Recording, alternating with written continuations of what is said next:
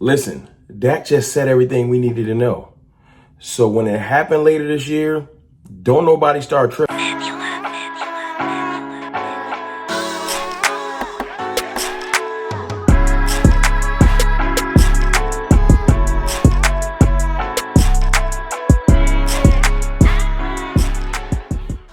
What's good, people?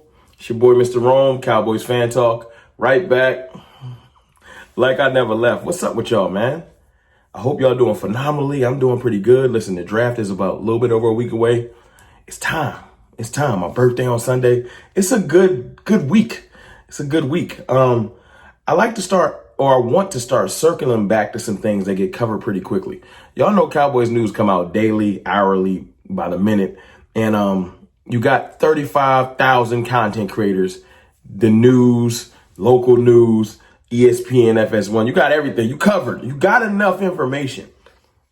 But I want to start trying to give a little bit more critical thought to things, or at least trying to understand it better in my eyes.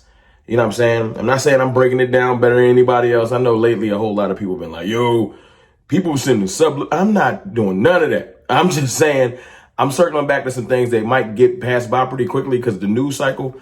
And I really want to break down if there's anything more to be uncovered, anything more to be analyzed or understood. And Dak Prescott not released the interview. He was at a charity foundation last week for some kids.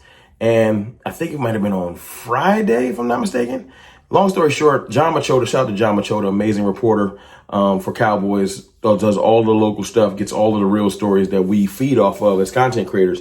And what happened was John was getting clips of Dak talking about different things, but two things stood out to me. And I just wanted to highlight those two things. I'll play the clips and then I'll break them down. But the first thing I want to highlight is the fact that Jaylen Tolbert is going to be involved in this offense. 100%. Now, a lot of people have been wanting to move on from Jaylen Tolbert and, saying that he's just not it. And I think that comes from a place of just wanting to be better.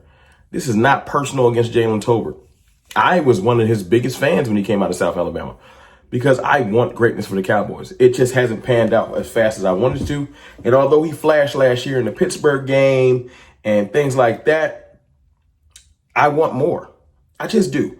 Now, maybe this is the year he pops. I don't know. I'm trying not to be negative, but Dak Prescott says something, and Schottenheimer has said something recently that really stood out to me. Listen to this. There's times and moments where you think about like the people that care and the people that like don't have it. I would say as easy as I've had it, I guess, and it hadn't been easy, but I've had crazy battles and fights that they have to go through is what the joy I can give them if I win this game. There's a particular time when I knew a couple of kids were at the game and just thinking about, man, I can't go see these kids after this game with the loss. We came back and won the game. I need to invite more kids, I guess, to be undefeated. But it just shows that, like, that is why you do something, is be able to inspire. It's not what I do, what I go through in my life is not for me. It's to be able to give it to others and to share it with them. And so this night fills me up. So when you hear Dak talking about people needing to step up, you know what I'm saying? He's not just talking about Tolbert. He's talking about other players too. Mozzie Smith, Sam Williams, people we really want to step up. Kalen Carson, take those steps. Brock Hoffman. There's a lot of them. We got a lot of players that have to step up for us to compete this year. That's no mistake. And Dak is talking to everybody. But the thing that highlighted to me, that stood out to me, was the Jaylen Tolbert talk. Saying that Jaylen Tolbert needs to step up and saying his name specifically, while saying he doesn't want to name people, but he doesn't mind naming him, that's showing me that Jaylen Tolbert is 100% going to be a part of this offense. Do I think he's going to be wide receiver 2? Not necessarily. Might he start the year as wide receiver 2? And the receiver we draft is wide receiver 3 because he has to earn it. See the politics starting to creep out? Think about it. Now, I know it's going to make us piss when camp starts and our rookie wide receiver that we draft is lining up as wide receiver 3. But I'm not mad at the fact that nothing should be given. Just because you just the first pick in the draft or second round pick does not mean you should definitively start. I get that. And the thing that makes me a little bit weary is why is Jaylen Tolbert just ushered in as wide receiver 2? He should have to earn it too. It should be an open battle for 2 and 3. But the reason why I brought this up is because if Dak is highlighting his name, I heard Schottenheimer highlight his name at the league meetings. It's letting me know that Jaylen Tolbert's bare minimum wide receiver 3 is penciled in. Jonathan Mingo, as much as I want to see what he got a battle from 4. And then Robert Flournoy got a battle from 5, and Kevontae Turpin can get in where he fit in. And you can see where our wide receiver room is shaping up to be. They keep bringing up Jaylen Tolbert's name. I don't care if I make YouTube videos every day. They don't care what Jerome is talking about. They don't. You know what I'm saying? They worried about them. And I ain't mad. It is what it is. Wrap your mind around Jaylen Tolbert being a pretty major part of this offense. Hopefully he can live up to it. And hopefully we have a contingency plan where if he isn't, Mingo and Flournoy get some more snaps and we don't stay hinged on that Tolbert has to work. I don't want that it has to work situation anymore. That's just me. Another thing that stood out to me, which might be a little bit more minor, is Dak started to talk about why he plays and his motivation. And I think that's important for a player that's turning 32 this August. It's important that he has a motivation, a drive to keep him going and keep him focused. He's been paid a lot of money. He can be content. He having babies. He can just be content. Now we've seen him put the physical work in with his rehab. He's losing weight. He's looking great physically.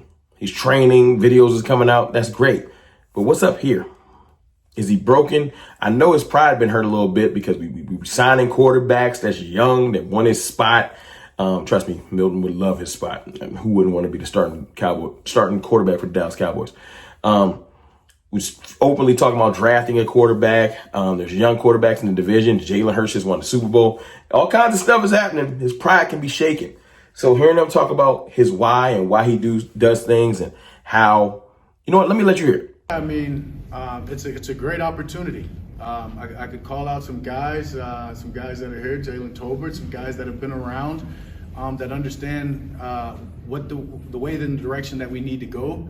And so it's a great opportunity for guys. I almost don't want to say one because I want to challenge him. I mean, there's a lot of slates and a lot of positions. Obviously, Michael Parsons, you know what I mean? You got CeeDee Lamb. You've got guys that you can name, but there's a lot of the guys that have an opportunity to step up. But super excited about what we have, the veterans that we have. I mean, honestly, the one that jumped off when you ask it is Osa, right? Like, guys follow him. He does things the right way, but it's about creating more that you just can't deny their leadership and you can't deny their will to win. So y'all hear him, and look, it's great. Look, you want to win for kids you bring to the games. You want to win for other people because you inspire them. I hear that. But what that lets me do, if you peel back that onion, peel back some layers, it lets me know that Dak Prescott feels the pressure. He says pressure is a privilege, but he feels the pressure of the 30 years of us not winning. You know, and it's not all on him. It's not all on him, but he feels that pressure. He wants to go out there and do things for others. That's what I got. And, you know, you'll say everybody want to do it. No, they do. There's a lot of people in this world that's selfish. They do not care. They don't care. So Dak Prescott basically putting out there, listen, man, I care. I want to get this done for people that, you know, that I can inspire, but I want to get this done for others. Lets me know that why he's such a great leader, why he's a great person, and what he's driven by. So that little thing stood out to me because it lets me know that my quarterback, although he's turning 32, going into season 9, 10, I don't know, he's been here forever. He's still driven. He's still driven. And that stands out to me. I know y'all might say none of this matters. I always got to put those little side notes for the detractors or the negative Nancy's or whatever you want to call it. That's fine. But Dak Prescott is driven. That's one. Jaylen Tolbert will be a part of this offense. He's a top 3 receiver in this offense until otherwise. I know we don't like it. But if Dak keep mentioning him and Brian Shoddy, his name is annoying. Shoddy keeps mentioning him. You start to say, you know what? Maybe I should listen. But listen, I'll holler at y'all a little bit later. I just wanted to drop those little nuggets. I appreciate y'all. I love y'all. If you're not subscribed, hit the subscribe button. Holla.